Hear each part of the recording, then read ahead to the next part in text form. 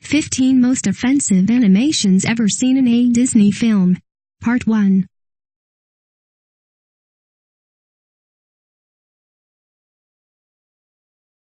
If you are brand new to our channel, we invite you to take a moment to subscribe. Just click on the lit red button as well as the gray bell. Why the bell? Well, it will let you know every time we post a new video. 1. African Natives, Cannibal Capers and Trader Mickey and Mickey's Man Friday. Released in 1930, 1932 and 1935 respectively, Cannibal Capers, Trader Mickey and Mickey's Man Friday are all Mickey Mouse cartoons that depict African natives, and oh boy are these bad. Cannibal Capers is about a tribe of cannibals who dance around with skulls and bones and cook each other, if only accidentally. By the title alone, this one would never be shown again on TV, but the tribesmen also look pretty ridiculous. In Trader Mickey, a tribe of cannibals capture Mickey and Pluto, and starts to cook them up before Mickey teaches them how to play music and trades his instruments to let him live. In Mickey's Man Friday, Mickey saves a monkey-like native from being eaten by fellow cannibals. In each of these animations, the African men are portrayed as unintelligent, animal-like and cannibalistic. There's no secret why Disney has tried to hide these scars deep in the vaults. 2.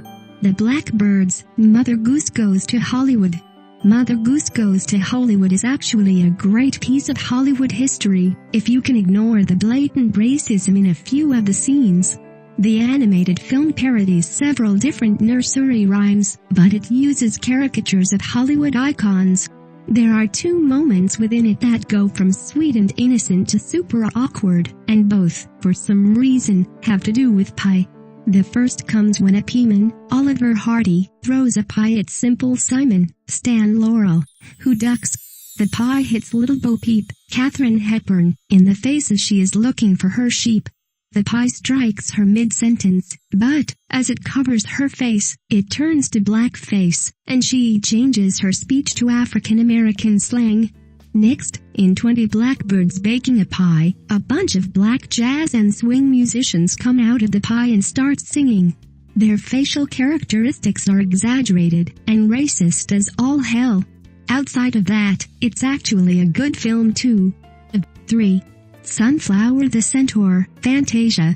You've seen Fantasia, but unless you saw it pre-1969, you may not have seen Sunflower the Centaur, the black centaur who really pumped out African-American stereotypes. Sunflower is first seen shining the shoes of a white centaur. Racist much? If that wasn't already bad enough, she then grooms the other centaurs, while they walk around doing whatever they want. Super racist. In almost every way you look at it, this is a slave centaur. There's really no good way of looking at it. Disney apparently agreed, so they decided to take it out of the film. 4. Blackface, Mickey's Melodrama and The Night Before Christmas. We thought we would mention the little blackface moment in the 1933 Disney Silly Symphony The Night Before Christmas, but it's not so bad, because it could be somewhat innocent. A little boy goes to the fireplace, where Santa had left from, and looks up. As the ash falls on his face, it makes perfect blackface makeup. It is awkward, but not necessarily evil.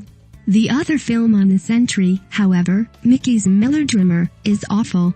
Mickey and his gang decide to put on a show at Uncle Tom's Cabin in the 1933 film. This, in their minds, requires them to put on blackface, which they apply in creative ways. One guy uses the soot from a candle, while Mickey just blows up a stick of dynamite that he holds in his mouth. Yep. 5. Arabs, Aladdin.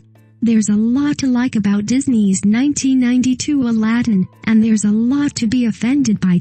We won't get into what the Gulf War may have had to do with this film, but we can look at the offensive stereotypes within.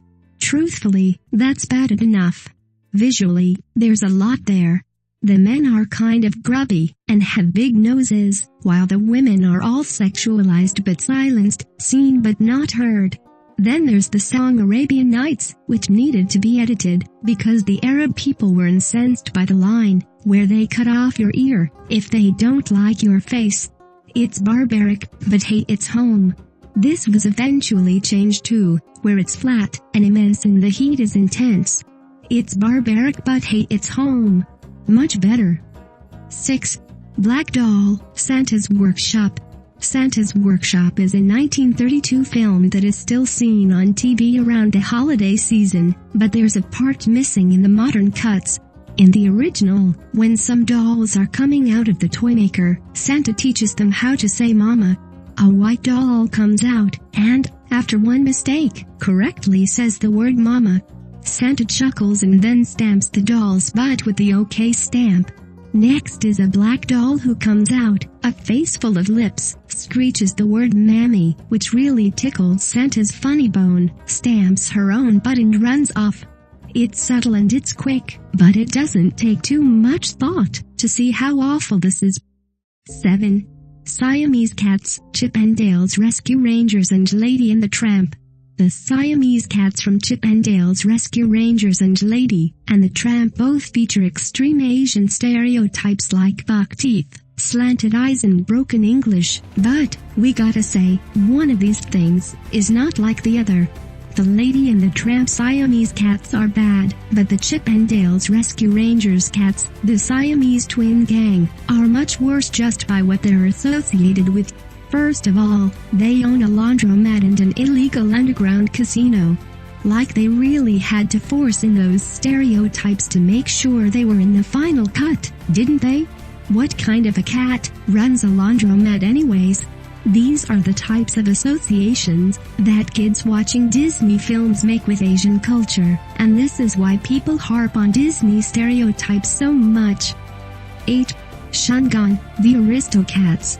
The Alley Cats in Disney's 1970 film The Aristocats all have some visual or auditory ethnic stereotypes, but the one that really stands out the most is Shungan, the Chinese cat.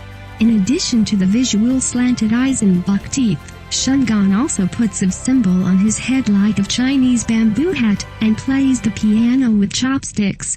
Rather than singing any normal song, Shungan basically just says words that allow kids to identify with Chinese culture, or at least the westernized view of it, words like Shanghai and fortune cookie. Add to that the poor Chinese accent, and you've got yourself a very racist kitty cat. As you'll see, Disney has a thing about Eastern cats.